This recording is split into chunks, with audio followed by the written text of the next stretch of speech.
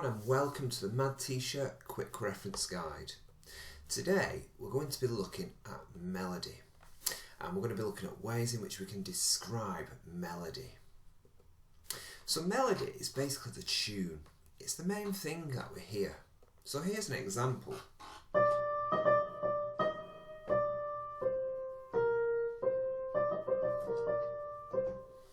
And that tune, that little melody, is something that we'll listen to. It's the main thing that we listen to in a piece of music. However, we can describe them different ways, and this is going to help us when we're doing our listening exam and we have to describe a melody. Some of the very basic ways in which you can describe a melody is looking at the pitch of that melody. So is the melody quite high pitch like this?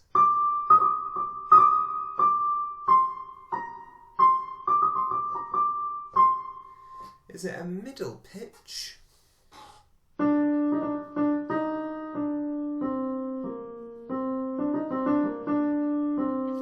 Or is it low pitch?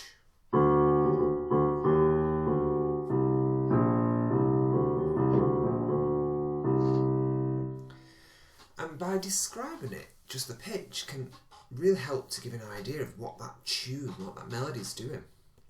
Another thing that we can look at is whether the melody is ascending. So is it going high? Is it rising in pitch? The opposite of ascending is descending. So is the melody going lower in pitch? So again, we're looking at pitch, which is where the sound is, and is it ascending, so is it going higher, or is it descending, so it's going lower? Now they're the basic ways in which we can describe a melody. However, for us to get a better grade, a better mark, and understand a melody with more detail, we need to be able to use more terminology to describe that melody.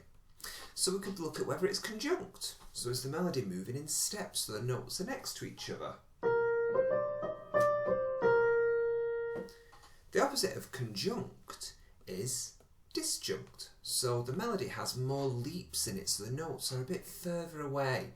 They're not as close, such as this. So it leaps around, it goes higher and it goes lower, quicker. Whereas conjunct, the notes are next to each other and it can be quite slow to get higher or lower. Something else that we could describe is triadic. Now, just like this trident here, we can see that this trident has 3 forks on it, or 3 points. And a triadic melody uses the notes for triad. In other words, a triad is a chord, 3 notes. So we could use 3 notes to create a melody from a triad. Now that melody is a famous one by Beethoven from his Symphony No. 3, and it starts off triadic, just using the notes of an E-flat major chord, E-flat, G and B. I'm going to now create another triadic melody, just using the notes of C, the chord of C, so C, E, G. And triadic, you're basically using the same notes. You're only using 3 different notes. You can go higher or lower with them. Something else that we could talk about, which is very similar to arpeggio, very similar to triadic, is an arpeggio. So the arpeggio melody has notes of a chord that are played in quick succession.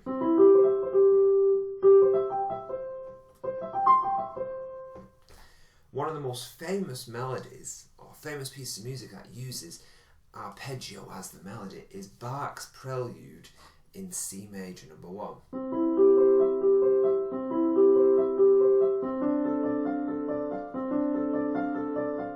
It's basically arpeggio all the way through.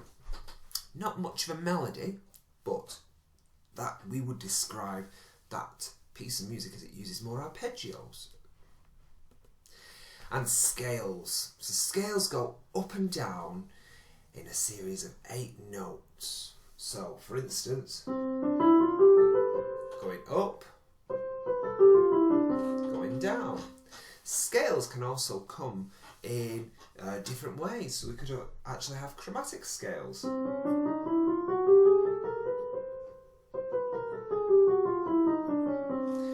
basically scales go up and down, very similar to conjunct.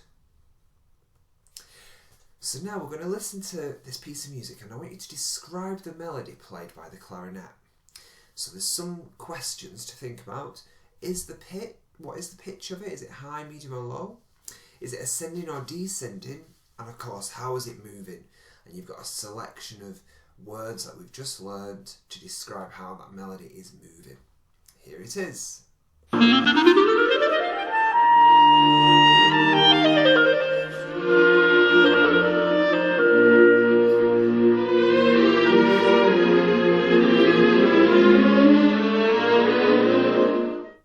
So it's a good opportunity to pause the video to write down your answer, or you can rewind and listen to it again to write down your answer further.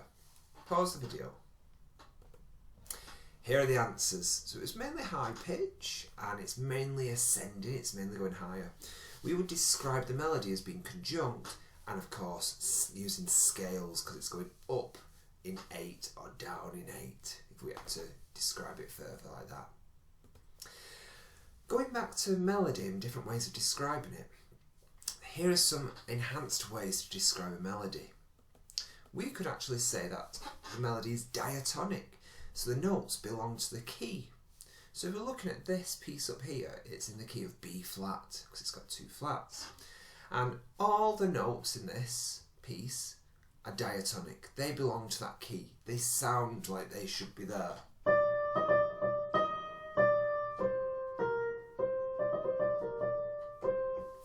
So there's nothing there that sounds a bit odd.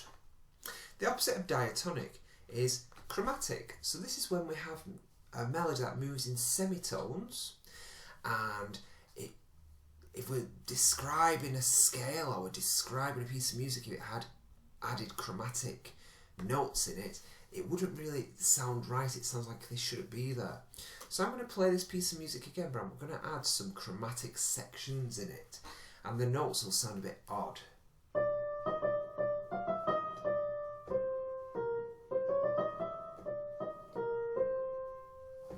So I added a few chromatic notes in that to enhance it. It sounded a bit creepy. Flight of the Bumblebee uses a chromatic scale all the time. Here's what a chromatic scale sounds like.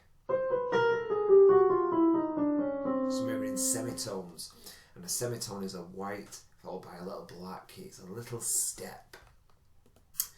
Other ways we could describe a melody is maybe talking about repetition. So maybe the melody has some repeated musical ideas. So for instance, I'm going to just create a little melody,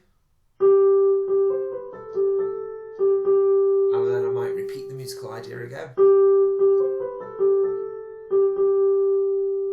So we could talk about a melody having repetition. Another device that is often used is a sequence. And a sequence, just like in mathematics and other subjects which uses sequence. Sequence is just a repetition of a musical idea, but in music you might find that it goes higher each time, so it might be something like this.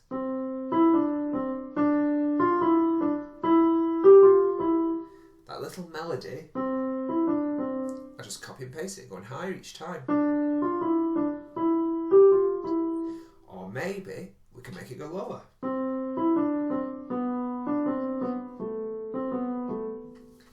And that sequence just describes something that can go high, so we can say an ascending sequence, or maybe it goes lower, so we can say a descending sequence.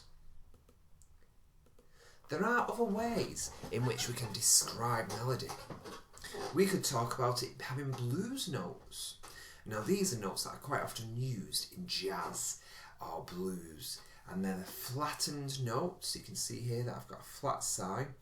These are flattened notes, quite often used in jazz scale or pentatonic. And if we combine it with improvisation, this is when a melody is made up on the spot. It can sound very impressive. It's often heard in jazz music or blues, but also in pop. So you might have a guitar improvisation. So now I'm going to combine the two of them. I'm going to improvise a melody using blues notes.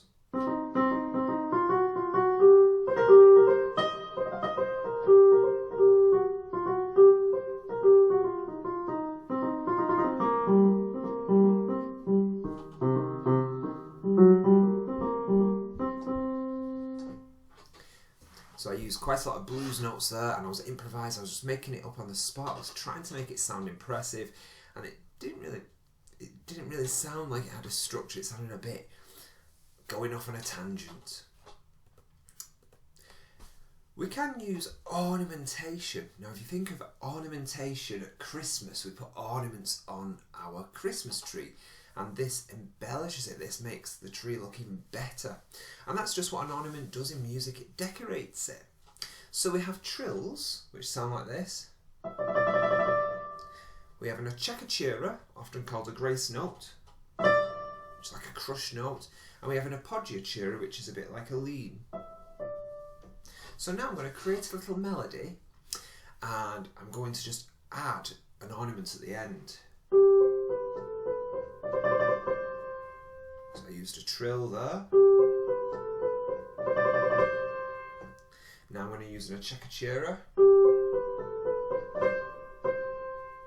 So you heard it crush at the end, so here's it again. And now I'm going to use an appoggiatura, which is a lean. So you heard it at the end, that lean, so here it is. Appoggiaturas are harder to pick out. Trills and acciaccaturas are a bit more obvious. And of course we could talk about a melody having a fanfare. So it's a musical announcement based on the notes of a chord, and it should sound dominant, it should sound prominent, it should sound really impressive. So think of Superman.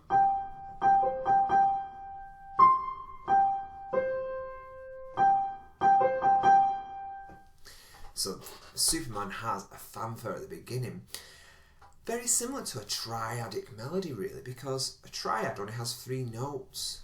So C, E, G. A fanfare only has 3 notes. So for example, C, E, G, really. So it's quite easy to spot a fanfare, and just like the picture suggests, it will often be played on a brass instrument.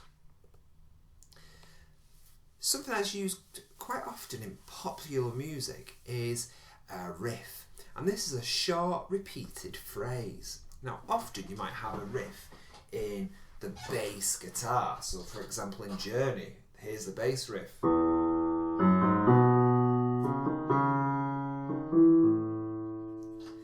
But quite often you'll have it in an electric guitar as well. An electric guitar might play a little riff, just a little melody, a little tune, a little phrase, a little motif, a little idea, whatever you want to call it, and it'll just keep repeating throughout a certain section of the song.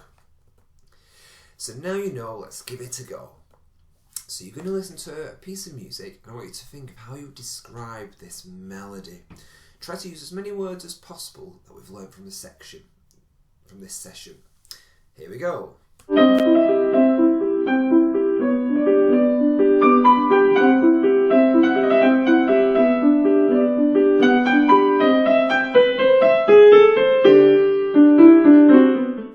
So it's a good idea to pause the video to write down your answer, or to rewind it to listen to it again. So pause the video.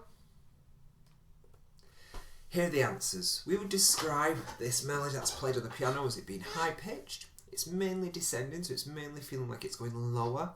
It's a mixture of conjunct and disjunct. There's ornamentation used, and there's a sequence at the end where it goes da da da da da da da da da. So it goes lower 3 times. So we would call that a descending sequence. Hope you got them all right.